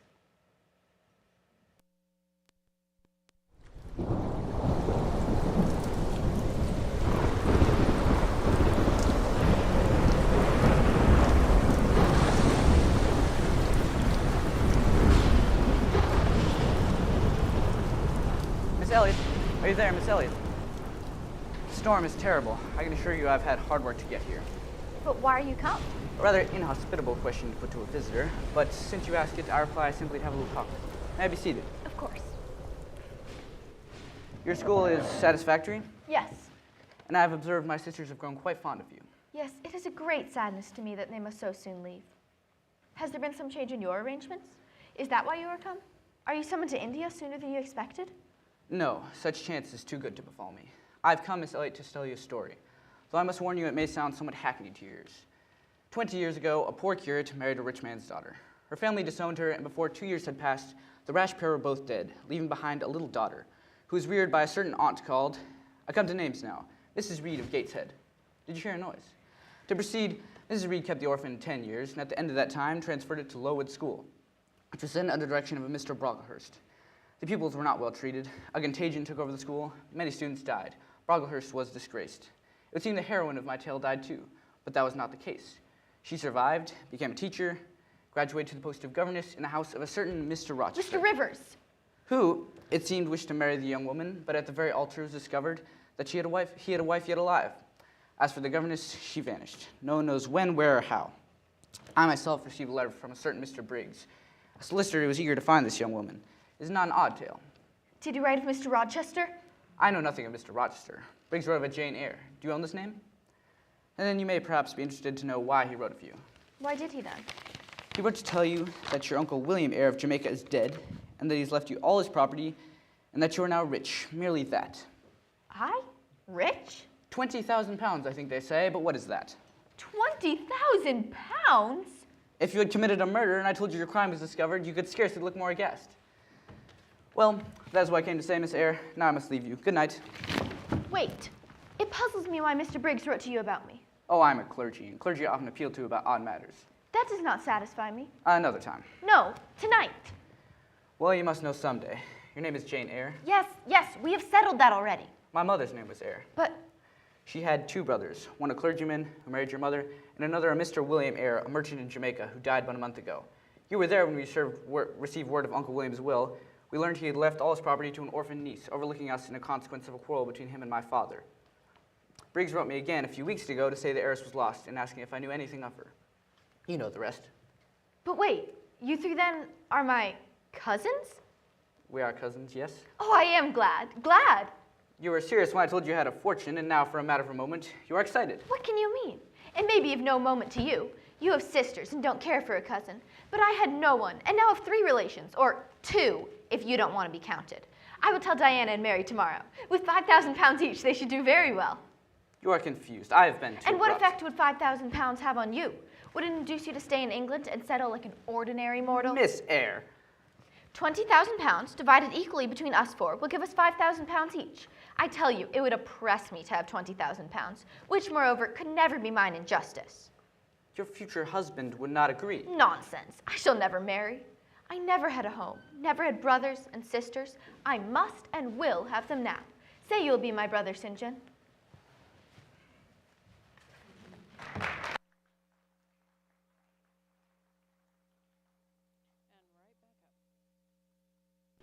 Jane, my dear sister. And the house. Jane, you spent far too much money fixing it up. Carpet, draperies, new furniture. Really, there was no need. And the piano. A piano. Shocking. I wonder you have any inheritance left. You have gone to too much trouble. Indeed, I have not. And what do you think, St. John? I trust that when this first flush of vivacity is over, she'll look a little higher than domestic endearments and household joys. Shame on you. I think you are almost wicked to talk so. I am disposed to be as content as a queen, and you try to stir me up to restlessness. To put to profit the talents which God has committed to your keeping. Do not cling so tenaciously to ties of the flesh, Jane. Save your constancy and ardor for an adequate cause. I feel I have adequate cause to be happy, and I will be happy. Indeed, I hope you shall. Now I must be at my books. Good night. St. John, Jane is your sister too, but you don't treat her as such. You should give her a hug as well.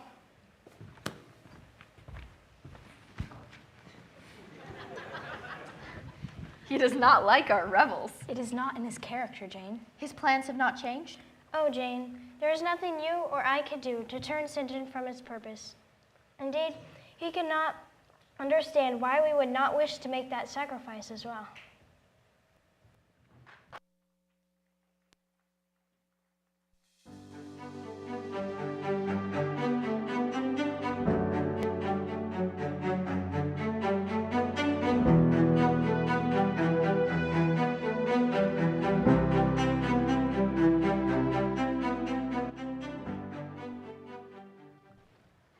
Jane, there is sickness in the village. Come with me on my visit. It is a bitter night. You can bear a mountain blast and a few flakes of snow as well as any of us. And so I go. Jane, I want you to give up German and learn Hindustani. You are not in earnest? It will help me in my studies to have a pupil. And so I learn. Jane, what are you doing there sitting by the fire? Diana says I do not look well, and that Nonsense. What you need is employment, a purpose, some meaningful labor. And so I work. I do not think of resisting him. I cannot resist him.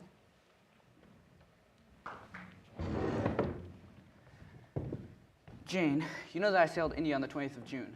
God will protect you. You have undertaken his work. Yes, there is my glory and joy. It surprises me that not all burn to enlist in the same banner. They are few in number and difficult to discover. You speak truly, but when found, is it not right to stir them up, to show them their gifts are and why they were given, to offer them direct from God, a place in the ranks of his chosen? If they are right for the task, will not their own hearts say so? And what does your heart say? What? My heart is mute. Then I must speak for it. Jane, come with me to India. Come as my fellow laborer and wife. Oh, St. John. I've watched you ever since we first met. In the village school, I found you could perform labor uncongenial to your inclinations. When you learned of your inheritance, I saw money had no power over you. In the unshaken temper and unflagging energy with which you have done all I asked, Jane, I see in you a soul that revels in the flame of sacrifice. Jane, you are constant, courageous, faithful, very gentle, very heroic. I am not fit. Who has ever truly called thought himself worthy of the summons? I trust you unreservedly. I do not of your powers. It is folly for the weak to march with the strong. Your assistance will be to me invaluable. You will be my true companion, my helpmate. Jane, God and nature intended you for a missionary's wife. It is not personal, but mental endowments which he has given you. You are formed for labor, not for love. I claim you, not for my pleasure, but for my sovereign service. I know I must seek another interest in life to replace the one I have lost. There is nothing so absurd, so weak, as to drag on from day to day, as if I were waiting for some impossible change in circumstances. But, St. John, I'm ready to go to India, if I can go free. Your answer is not clear. I will not marry you. Nonsense! Either our union must be consecrated by marriage or it cannot exist. I regard you as a brother, you regard me as a sister, so let us continue. I want a wife. A helpmate I can influence efficiently in life and retain absolutely until death. Then seek one elsewhere than me, St. John. Seek one fitted to your purpose. Fitted to God's purpose, you mean? Give your heart to God, Jane. He demands it of you. Oh, I will give my heart to God. You do not want it. I repeat, I freely consent to go with you as your fellow missionary, but not as your wife. How can I take with me to India a young woman and we not be married? How can we be forever together, sometimes in solitude, and not be unwed? And be unwed? You have a man's vigorous brain, but a woman's heart. It would not do. And undoubtedly, enough of love would follow upon our marriage to render the union right even in your eyes. I scorn your idea of love, and I scorn you when you offer it. It is not me you deny, Jane, but God.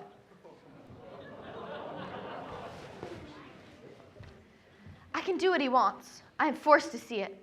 If I go to India, I will make the sacrifice absolutely. I can work as hard as he can, with as little grudging. I can work to the death.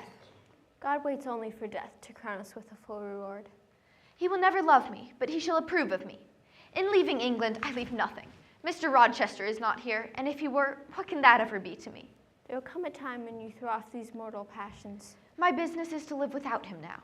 Do not despair, for life is soon over, and death is so certain an entrance to happiness. Is not the occupation St. John offers me truly the most glorious God can assign?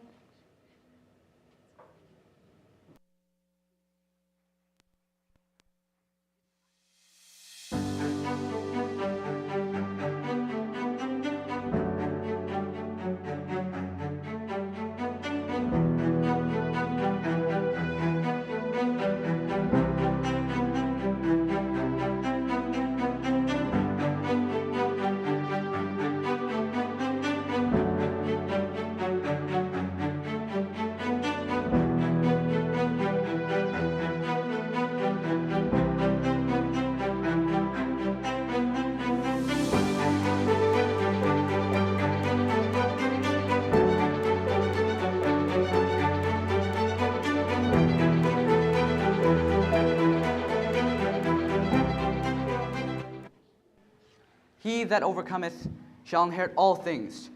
I shall be his God, and he shall be my son. I watch him standing there. I am the resurrection and the life. And I fancy myself his wife. I will bring thee into the city of God, which is lit by neither sun nor moon. All was changing in a sudden sweep. For in that place the glory of the Lord shines forever. The dim room was filled with visions. I live in calm, looking to the end. Were I but convinced that it is God's will I should marry you, I could vow to marry you here and now, come afterwards what would. My prayers are answered. Jane. Jane. Jane. What? What do you see? Can you not hear it? There is nothing there. You think too much of the love of human beings, Jane. No, no! Jane. Jane. Jane. Jane. Jane. I am coming, Mr. Rochester. Wait for me. Oh, where are you? What is going on here?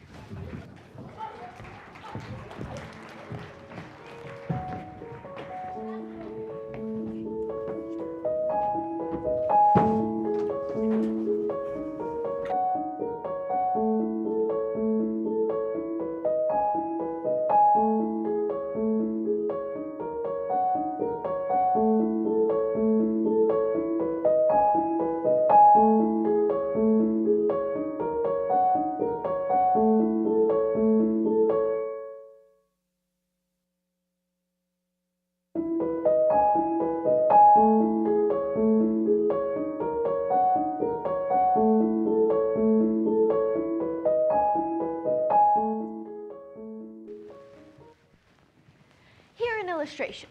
A lover finds his mistress asleep. Wishing to catch a glimpse of her fair face without waking her, he steals softly over the grass, careful to make no sound. He bends over her, bends lower. Now his eyes anticipate the vision of beauty. But look, he starts. He takes her in his arms, calls aloud a name, gazes at her wildly. He had thought his love slept soundly. He finds she is stone dead. I had expected to see Thornfield Hall. I found instead a blackened ruin. The grounds were trodden and waste. The portal was void. The front was, as I had once seen it in a dream, a shell-like ruin. No roof, no battlements, no chimneys. All had fallen in. Who is there?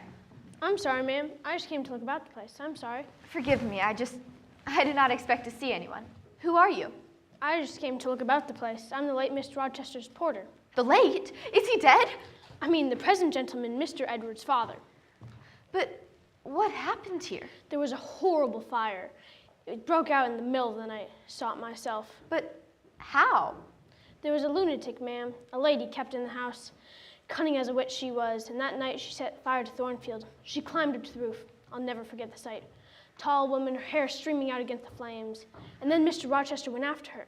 I heard him call her name, and then she yelled and gave a spring, and the next minute she lay smashed on the pavement. Oh my goodness. Yes, and poor Mr. Edward. But you said he was alive. It was all his own courage in a way, ma'am. He wouldn't leave the house till everybody was out before him. As he finally came down the staircase, there was a great crash. Everything fell. He was taken out of the ruins alive, but sadly hurt. One eye was knocked out, miss, and one hand so crushed that the surgeon had to amputate it directly. Where is he? Where does he live? He's at Ferndean's, a manor house about 30 miles off. Almost deserted. Won't have anybody but Mary and old John to tend him. You must show me the way. And if the postboys can drive me to Ferndean before dark this day, I'll pay you all handsomely.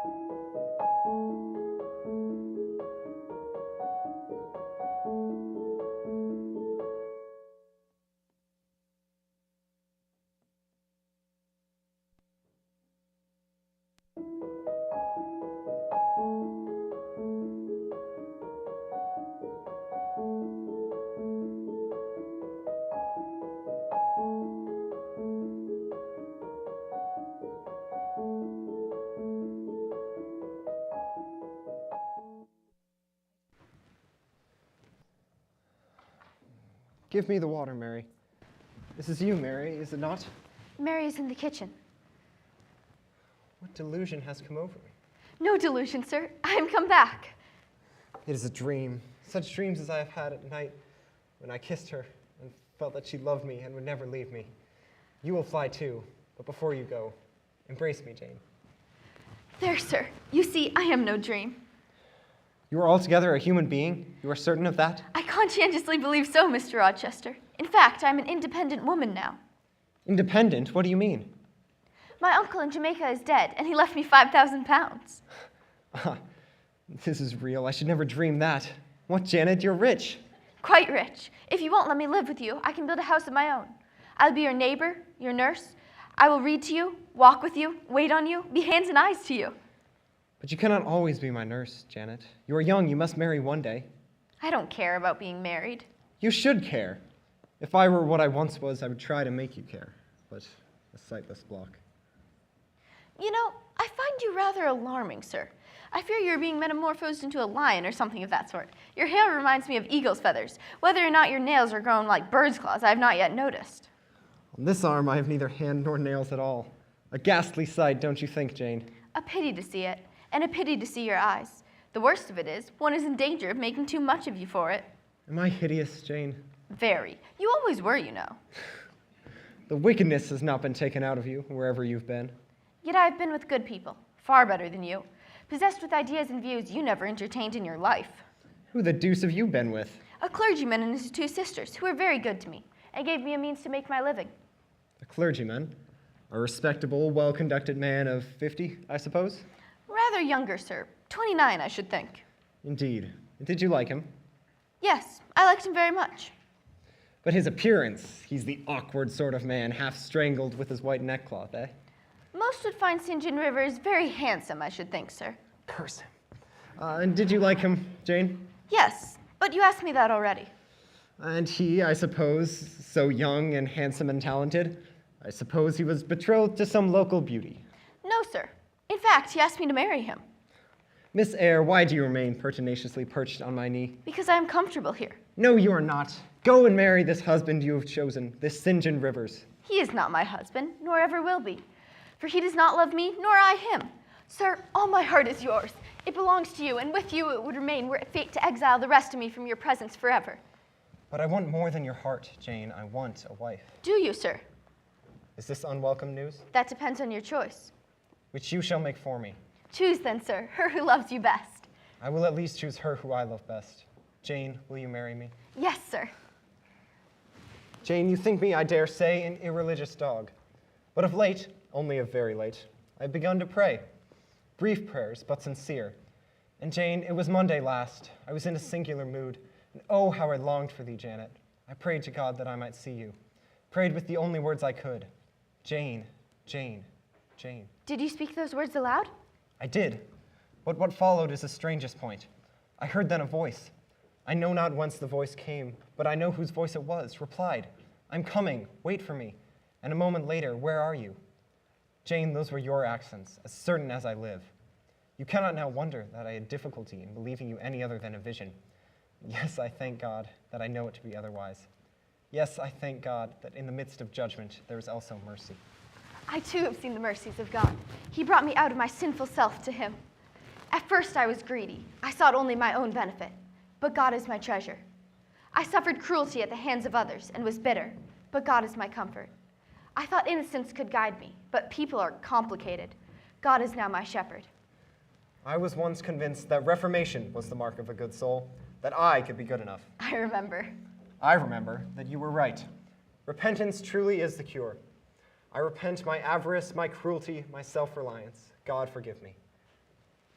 We walked hand in hand from that time, joined in love in the hope of the future.